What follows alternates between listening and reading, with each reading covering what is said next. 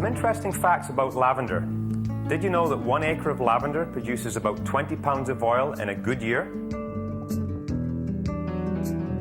It is native to the Mediterranean, but is now cultivated around the world. In Victorian times, lavender was mixed with sugar and put in a closed container to be later used in desserts. Today, most lavender production around the world goes into perfume products, such as soaps, lotions, and creams.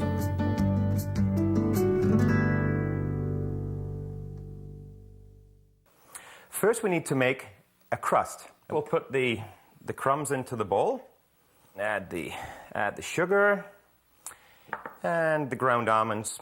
We've got a little bit of butter melting here on the stove, and we'll just bring this over. And if you don't have ground almonds, you could add ground walnuts or any type of nut that you particularly enjoy. And if you're allergic to nuts, just cut them out altogether. Just put another quarter cup or so of crumbs in. Now, once this is mixed, you need to press it carefully into your springform pan evenly along the bottoms and all the way up the side. And at that point, you need to chill it in the refrigerator for 1 to 2 hours. So this is a kind of thing you can make a lot of it ahead of time.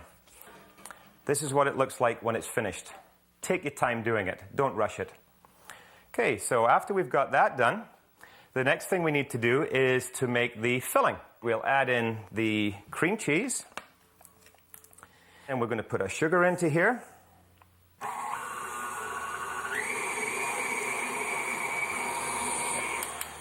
Okay, and that's all it takes. It just takes a couple of seconds just to blend it all together. And then we can add the rest of the ingredients. This is low-fat sour cream. And I know what some of you are thinking. You're seeing 6 eggs sitting there and thinking, oh my gosh, this thing's just loaded with fat. And it does have a lot of fat in it.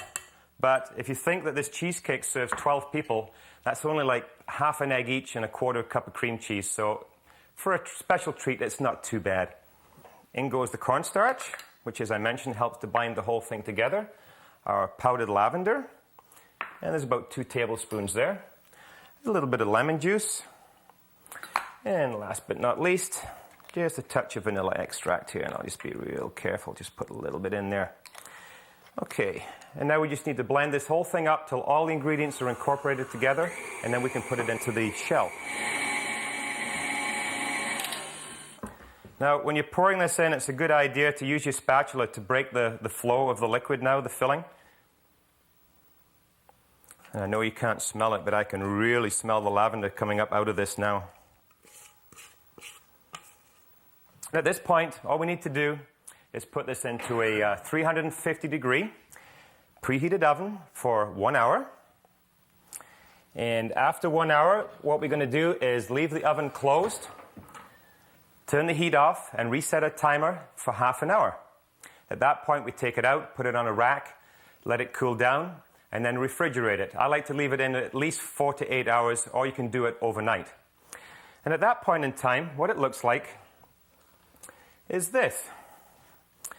The only thing I should mention is when it comes out of the oven, your cheesecake will be about 1 inch to 1.5 inches above the side of the springform pan.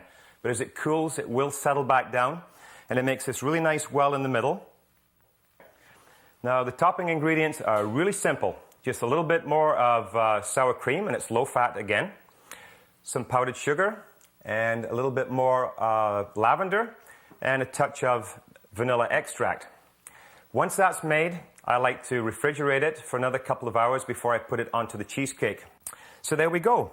Lavender cheesecake. As I said at the top, interesting, unusual, but a really great way to introduce your family and friends to the taste of lavender.